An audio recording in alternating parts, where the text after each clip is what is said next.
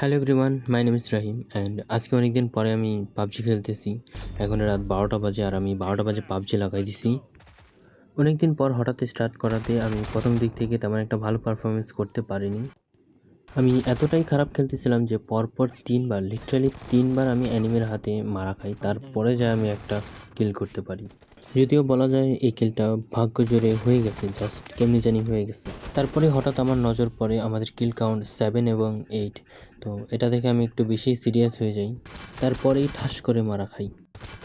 এতক্ষণে গেমসটা আমার হাতে বসে যায়, যার কারণে আমি ব্যাক টু ব্যাক ভালোই কয়েকটা কিল করি এবং সাথে আমিও কয়েকবার মারা যাই, বাট যথেষ্ট ভালো কিল করছিলাম।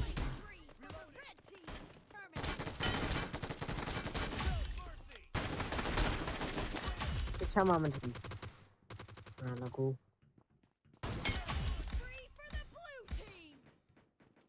দেন আমি নোটিস করি হঠাৎ করে একজন পেন হাতে নিয়ে নেয়। তো তখনই আমি মনে করি যে হয়তো বাস খতম, গেম এখানেই শেষ হয়ে যাবে এবং কিছুক্ষণের মধ্যে সিরিয়াসলি গেম শেষ হয়ে যায়।